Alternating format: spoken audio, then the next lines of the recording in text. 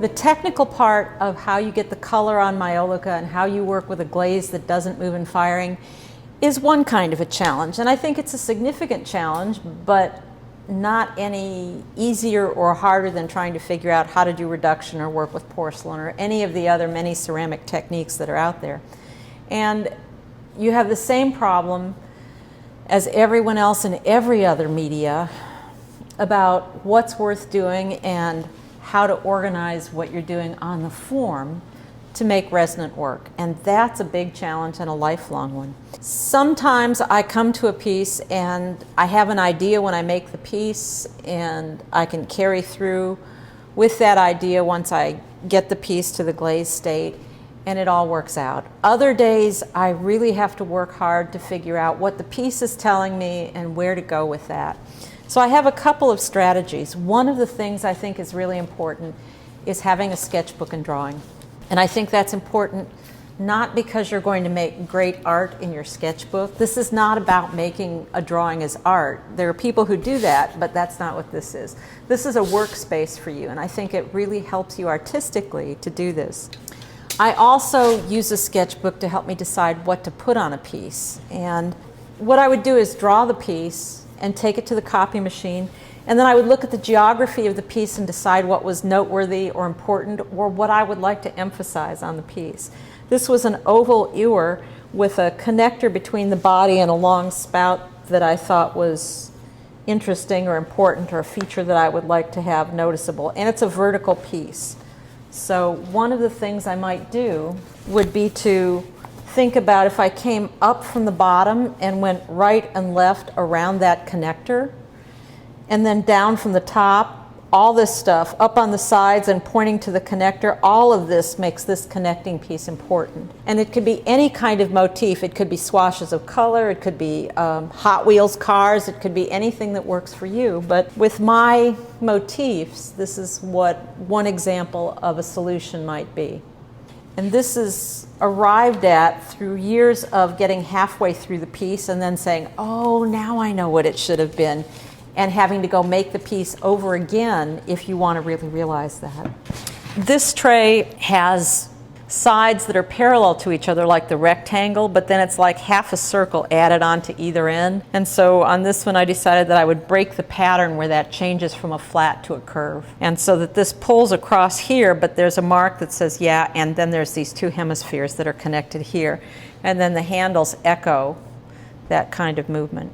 When you're working on the piece, I know that there are some people who draw with a soft pencil on the base glaze, and I find that that sometimes can scribe the glaze, and then the color picks up heavier in that scribed line, and then you wind up with those lines showing on the final work. So I usually don't draw with a pencil, but I have drawn with food coloring and a liner brush, and that works pretty well. This piece has these really big handles here that go across the piece, so although these come up, they're really pretty blocky, and I might pick up that movement and make something that goes across the piece, whereas on the other tray, there's a real pull toward the ends, and the handles are down below the plane of the top, but there's a real long pull outward.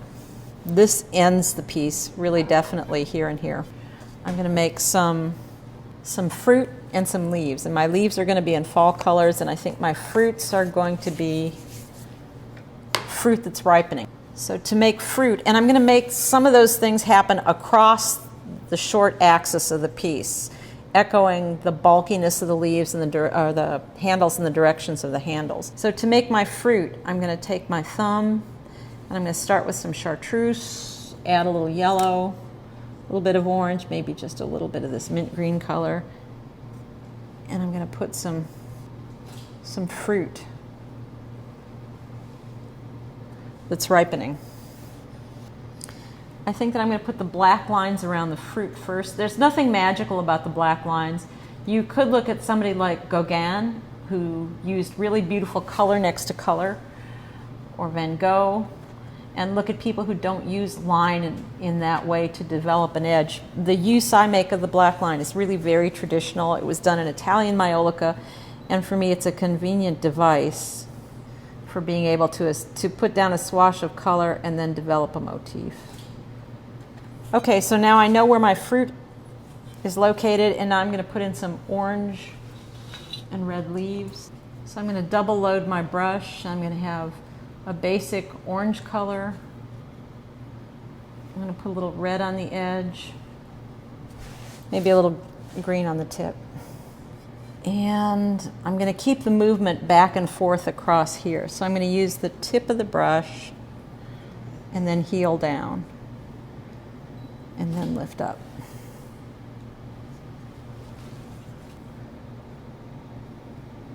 There, I like that one better.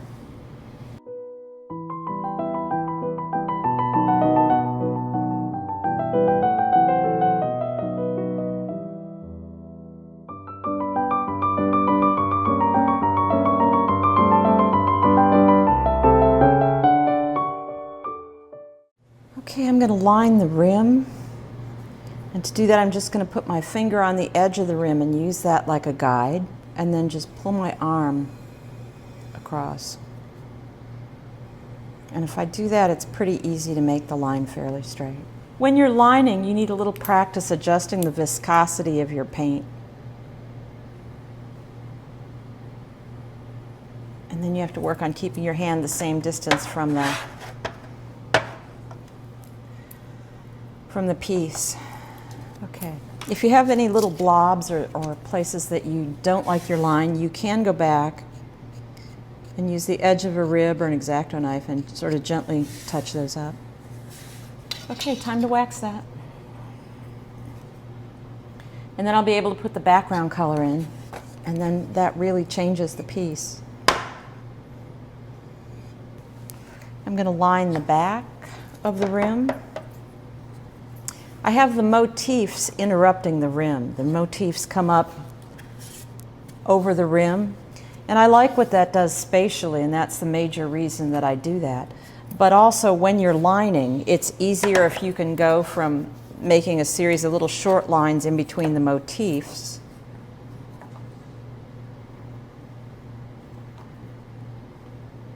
instead of having to make one really long straight line.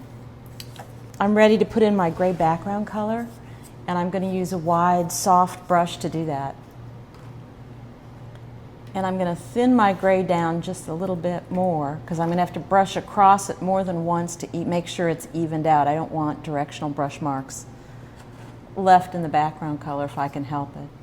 It's a choice that you make as an artist about whether you want that to work for you and make it a visual texture, or whether you want it to be a ground that appears flat. And I prefer it to appear flat so that it drops out into the background and that the directional brush marks and the motifs stand up as a contrast. Okay.